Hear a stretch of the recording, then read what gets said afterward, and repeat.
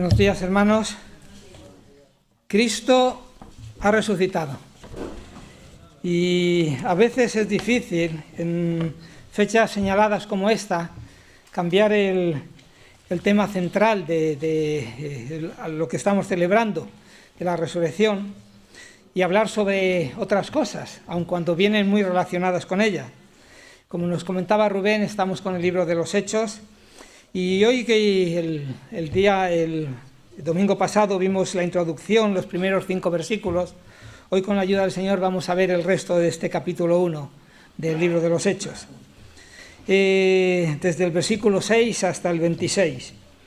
Dice así: entonces los que se habían reunido le preguntaron diciendo: Señor, ¿restaurarás el reino a Israel en este tiempo? Y les dijo: no os toca a vosotros saber los tiempos o las sazones que el Padre puso en su sola potestad, pero recibiréis poder cuando haya venido sobre vosotros el Espíritu Santo, y me seréis testigos en Jerusalén, en toda Judea, en Samaria y hasta lo último de la tierra. Y habiendo dicho estas cosas, viéndolo ellos, fue alzado, y le recibió una nube que le ocultó de sus ojos. Y estando ellos con los ojos puestos en el cielo, entre tanto que él se iba, y aquí se pusieron junto a ellos 2 varones con vestiduras blancas, los cuales también les dijeron: varones galileos, ¿por qué estáis mirando al cielo? Este mismo Jesús que ha sido tomado de vosotros al cielo, así vendrá como lo habéis visto ir al cielo. Entonces volvieron a Jerusalén desde el monte que se llama del Olivar, el cual está cerca de Jerusalén, camino de un día de reposo. Hasta aquí la lectura. Para entrar en materia y contextualizar este pasaje, conviene recordar los acontecimientos que habían sucedido apenas unos pocos días antes y que precisamente en estas fechas estamos recordando. Jesús había terminado su tiempo de ministerio en esta tierra, después de 3 años de ministerio a través de la tierra de Israel. Jesús se preparó para ir a Jerusalén, consciente, sin embargo, de que su ida a Jerusalén iba a ser prendido, maltratado, juzgado y condenado, a pesar de las evidencias de su inocencia de todo cuanto le acusaban. Fue condenado a morir de una forma cruel, colgado de una cruz a las afueras de Jerusalén. Y sin duda que para los seguidores de Jesús esto fue terrible. Jesús, el Maestro en quien ellos confiaban para instaurar el reino de Dios en la tierra, el Mesías en quien ellos creían, muere en una cruz y es puesto en una tumba. Todas sus esperanzas, todas sus expectativas de instaurar el reino de Dios se vinieron abajo. Jesús ha muerto y seguramente con él murieron sus ilusiones de 3 años siguiendo a Jesús por Judea, Samaria y Galilea. Ahora, 3 días después de estos tristes acontecimientos, las mujeres que iban a la tumba con especies aromáticas para embalsamar el cuerpo de Jesús vuelven asustadas, sorprendidas, pero también gozosas, proclamando que Jesús, quien había muerto ahora, había resucitado. Hoy, hace casi 2000 años después, el mundo cristiano celebra su resurrección, algo que hemos estado recordando en esta mañana. En la tumba no queda nada. No quedaba nada cuando llegaron las mujeres, solamente el sudario con que estaba envuelto.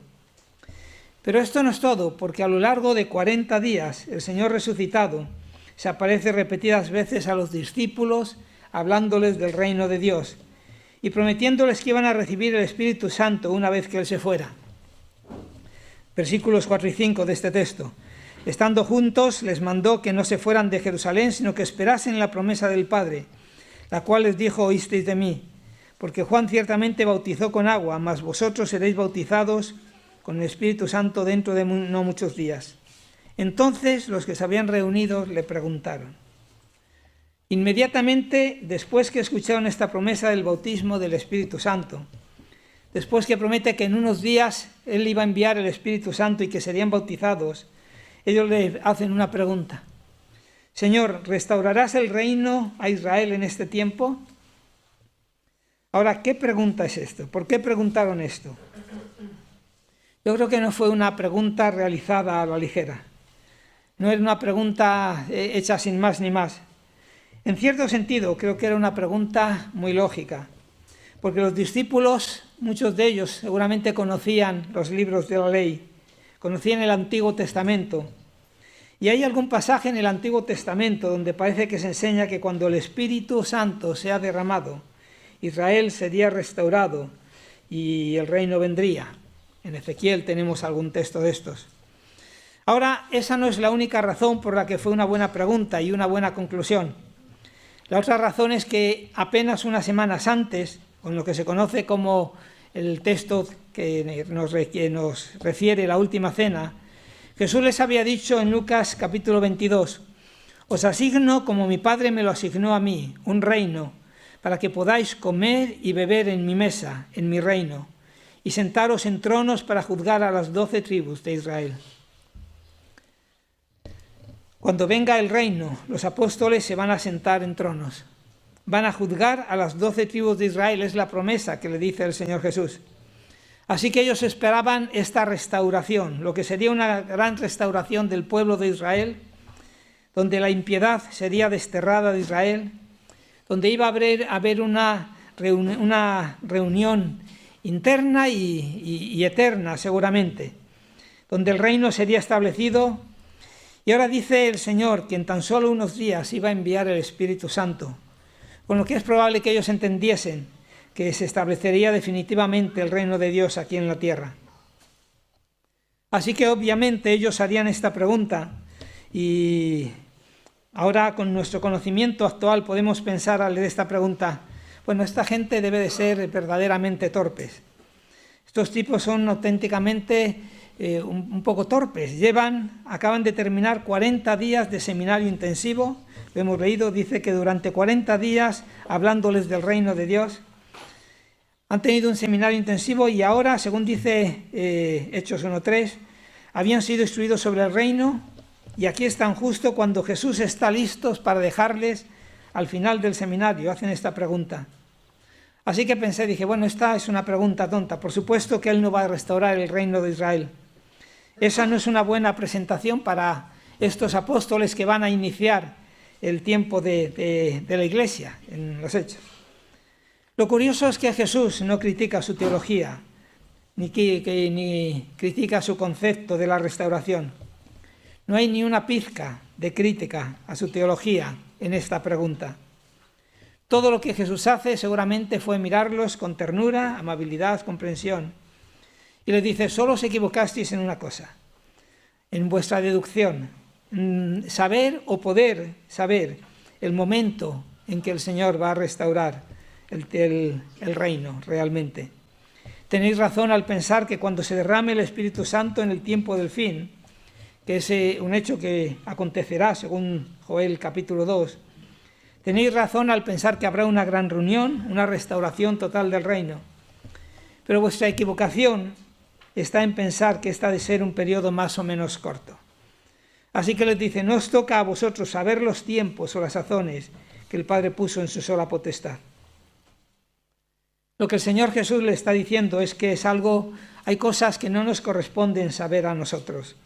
Nos corresponde saber los tiempos o los momentos. Y no podemos juzgar a los apóstoles porque a lo largo de la historia distintos grupos cristianos o pseudocristianos han creído, obviando este texto, han creído llegar a desentrañar y fechar el momento de la restauración y de la venida de Jesús de nuevo a esta tierra. Han creído que a pesar de las palabras de Jesús respecto a que no nos corresponde a nosotros saber los tiempos, quizá por un despiste divino, ha quedado semioculto en la palabra de Dios una clave que permite decirle a Dios, pues mira, somos más listos de lo que te pensabas. Tú no nos has querido decir, pero nosotros hemos descubierto por nosotros mismos cuándo será la fecha. Y así a lo largo de la historia hay más de 100 fechas que se han dado al respecto de cuándo iba a ser la venida de Jesucristo. Y todas las habían deducido, según ellos, muchas de ellos, pues de la palabra de Dios. Son decenas de fechas que se han pronosticado como los indicados para esta segunda venida, con el consiguiente engaño, fraude y distracción de muchas personas que han quedado defraudadas en este aspecto. Pero simplemente Dios nos dice que eso es algo que no nos corresponde a nosotros conocer el tiempo de la segunda venida.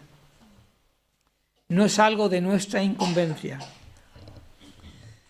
Hay algunas cosas de las que mejor es ser ignorantes, y sin duda creo que esta es una de ellas, y el Señor en su sabiduría no nos ha dicho cuándo será. Todos sabemos, por ejemplo, que si el Señor no viene antes, tendremos que enfrentar la muerte, la nuestra y la de los seres queridos. Ahora, Dios en su sabiduría, afortunadamente, tampoco nos permite conocer cuándo va a ser el momento de nuestra muerte.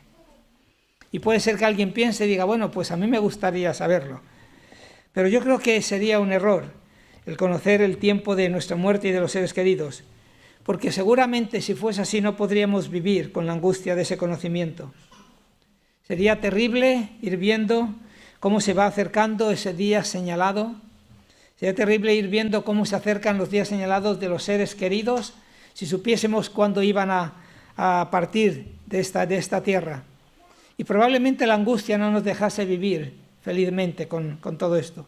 Quizá durante unos años sí, pero a medida que se acercase la fecha sería una angustia terrible. Pero lo que sí podemos estar seguros es de que tan cierto como que un día moriremos, es que el Señor volverá, y por tanto debemos de estar siempre preparados para afrontar la muerte, como para recibirle en su venida, porque no sabemos cuándo ésta será. Y tan cierto como que moriremos es que el Señor volverá de nuevo. Es algo que dijeron aquí los ángeles que se presentaron cuando subió el Señor al cielo. Así pues, lo que el Señor les dice es, realmente lo importante no es cuándo restaurará el Padre el reino, sino que ciertamente es importante es que vais a ser mis testigos hasta lo último de la tierra. Pero no lo vais a hacer solo, sino que para ello vais a recibir el poder necesario para ser testigos míos.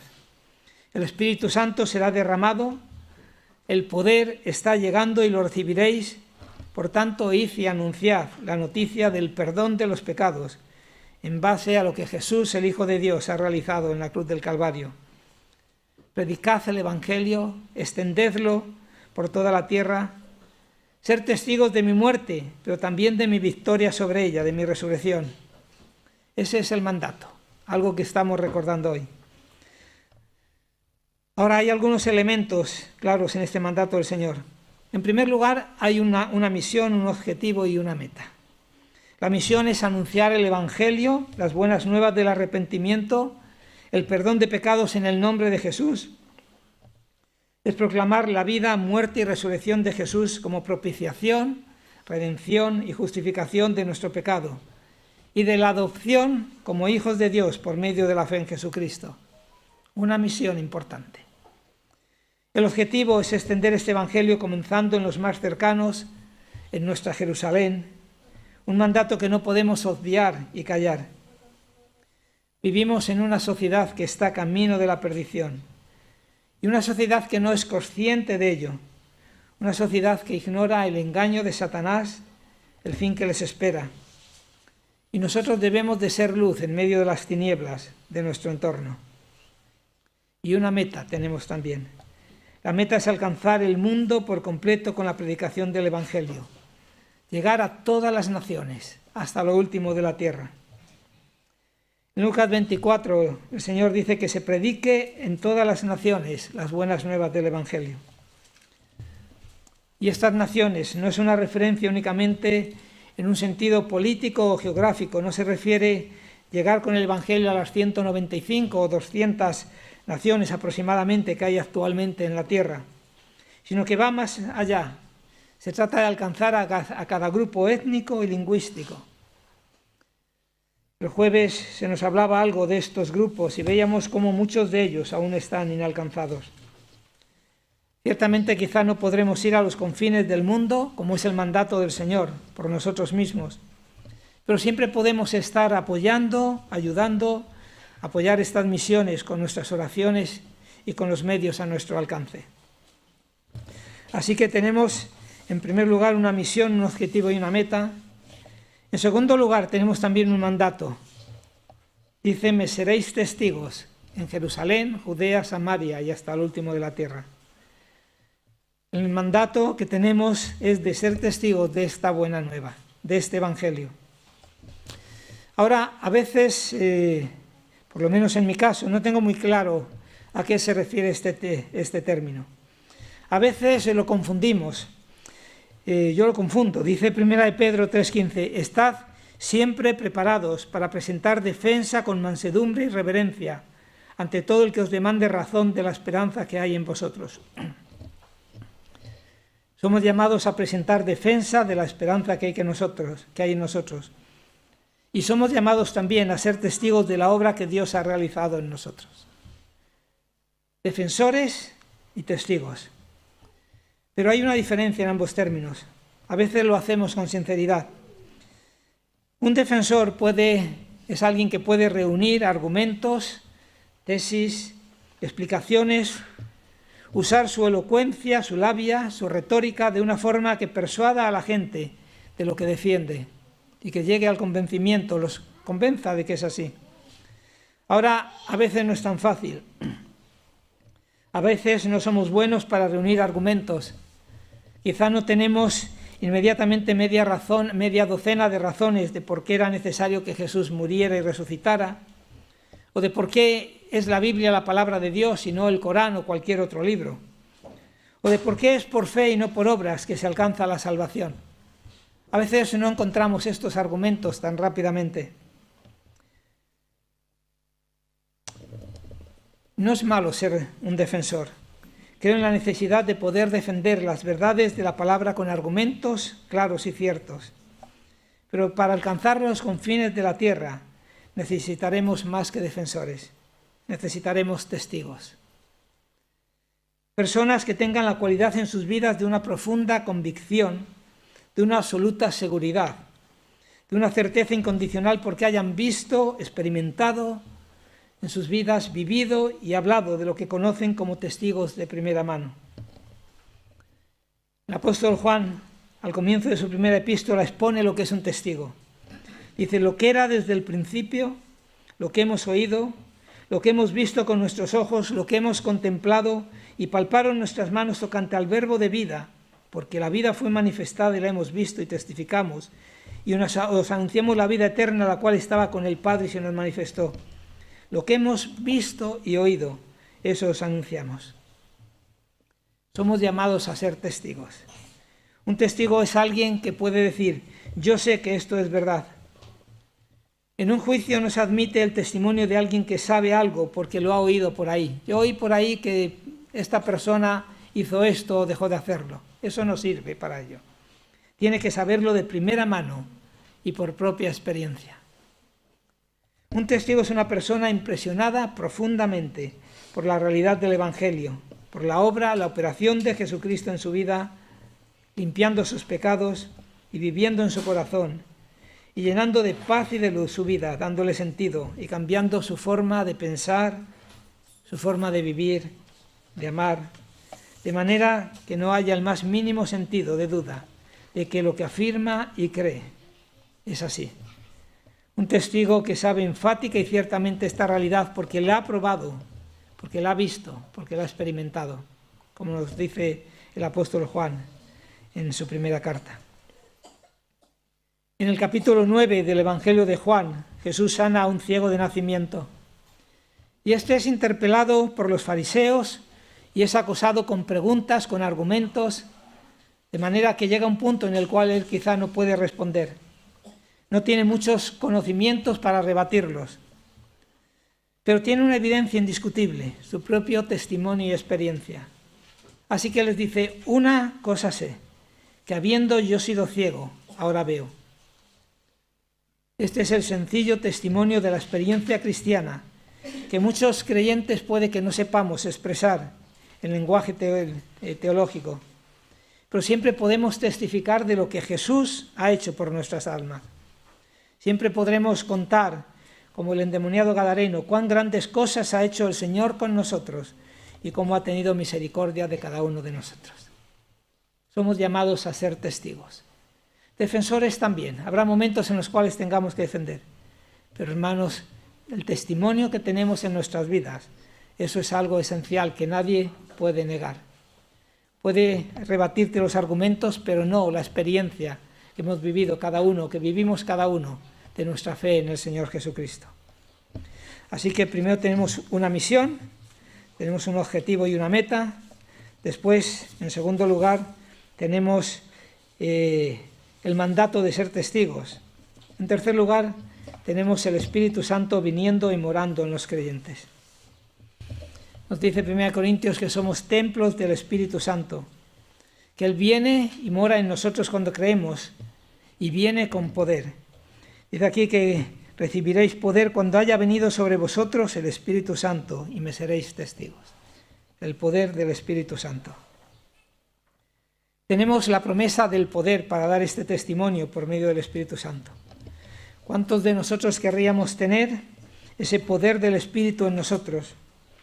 Creo, sin duda, que muchos de los que nos encontramos aquí deseamos ese poder obrando en nosotros. La cuestión es cómo obtenerlo.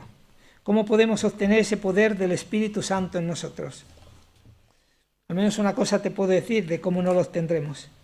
Y es casi seguro que no seremos llenos del poder del Espíritu Santo si no estamos llenos de la palabra de Dios.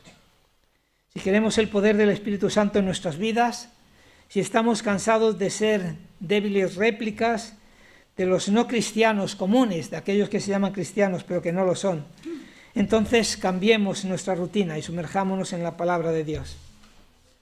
Hermanos, que le demos a la palabra de Dios la importancia que tiene. Que leamos la palabra, que pensemos en ella, que la memoricemos, que la usemos, que la creamos realmente, que la apliquemos en nuestra vida, en cada circunstancia, que vayamos a la palabra, a lo que nos está diciendo. Dicho de otra manera, que vivamos la palabra en cada momento de nuestra vida. Lucas 4:14 dice que Jesús regresó del desierto lleno del Espíritu Santo. Y sabemos cómo luchó con poder contra el diablo en el desierto. Cada vez que era atacado, él respondía, escrito está, y citaba las Escrituras. Porque el Señor conocía las Escrituras, las leía, las meditaba y vivía de ellas, se alimentaba de ellas. Jesús fue lleno del Espíritu Santo porque estaba lleno de la palabra de Dios. Otra forma de buscar el poder del Espíritu Santo es la oración. Tanto la palabra como la oración son imprescindibles. De acuerdo con Hechos 1:14, el versículo 14, dice, todos estos perseveraban unánimes en oración y ruego con las mujeres y con María, la madre de Jesús, y con sus hermanos. Esto es a lo que se dedicaron los discípulos en Jerusalén durante los 10 días de espera, desde que el Señor ascendió hasta que envió el Espíritu Santo, hasta Pentecostés.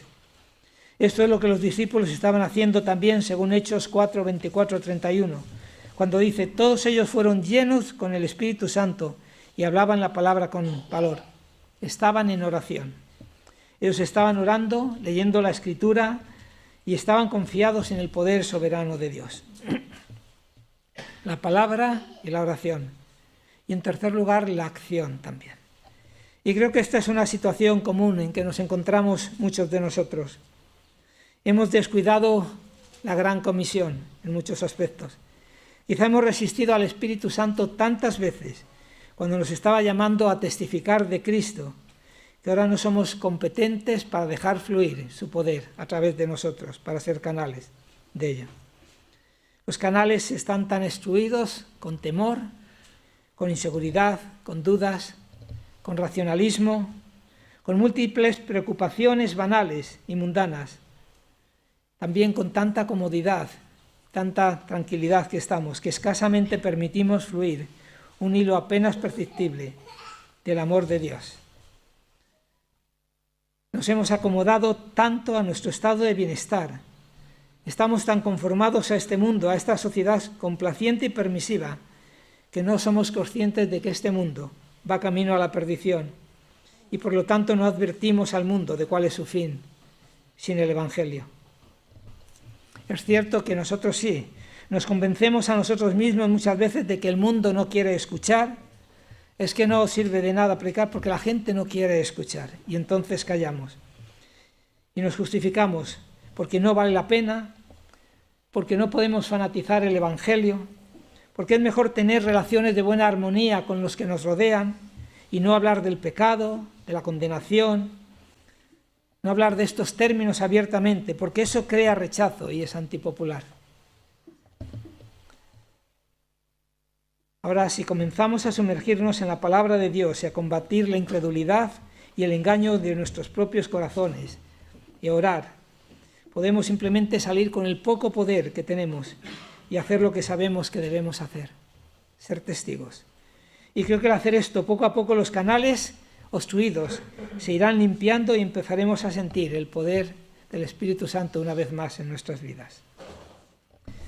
Pero hace falta ponernos en acción, hermanos. Después de estas palabras nos dice Lucas que Jesús fue alzado al cielo. Y luego hay un pasaje que yo me preguntaba por qué está aquí este pasaje sobre Judas. Llegamos a un pasaje, que viene aquí del capítulo 15 al 26, intercalado entre la promesa del bautismo del Espíritu Santo y el cumplimiento de esta promesa en Pentecostés, en el capítulo 2.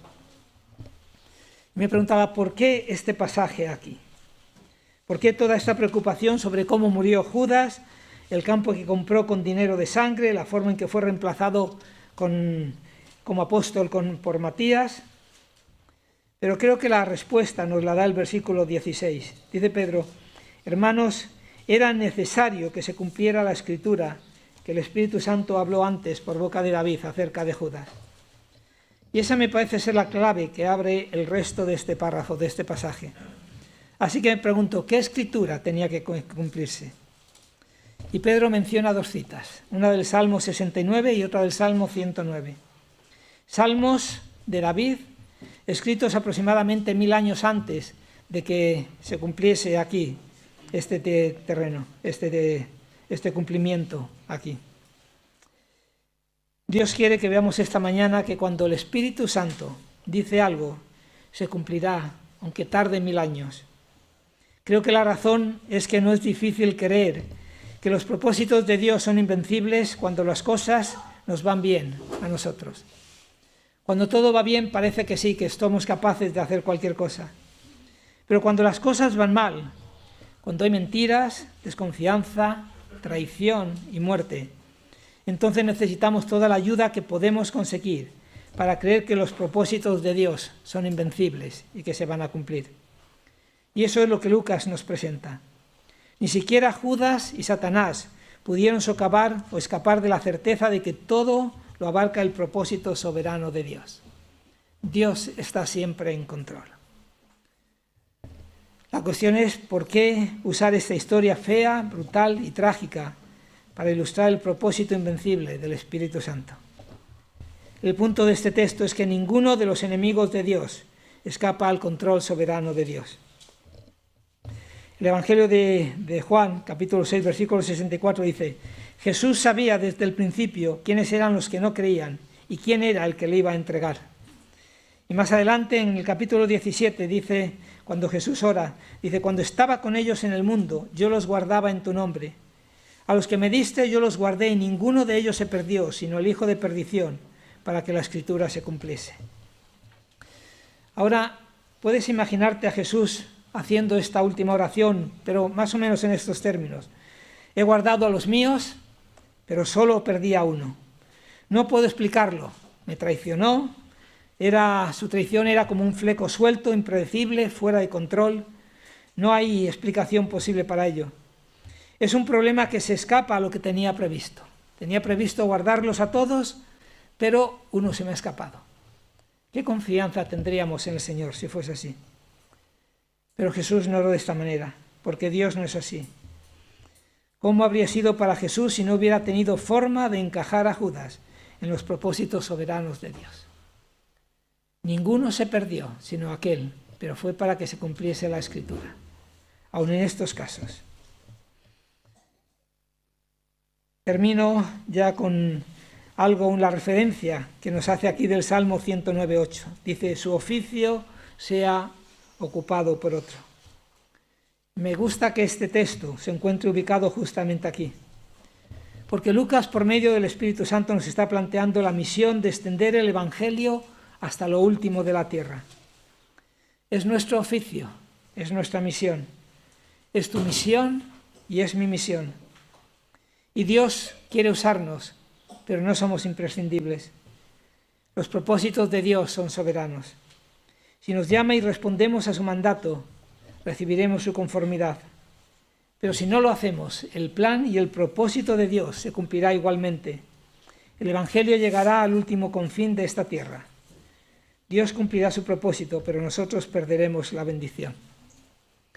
¿Cómo nos sentiremos si cuando lleguemos a la presencia de Dios y Él esté repasando cómo ha llegado hasta lo último de la tierra, y llegase y dijese: José, tenías esta misión, como no la llevaste, hay otro que ha ocupado tu sitio y lo ha llevado? Los propósitos de Dios siempre se van a cumplir. Tenemos un oficio, hermanos. No querremos seguramente ninguno de ellos que el Señor nos diga: tu oficio lo ha tenido que ocupar otro, como el caso de Judas.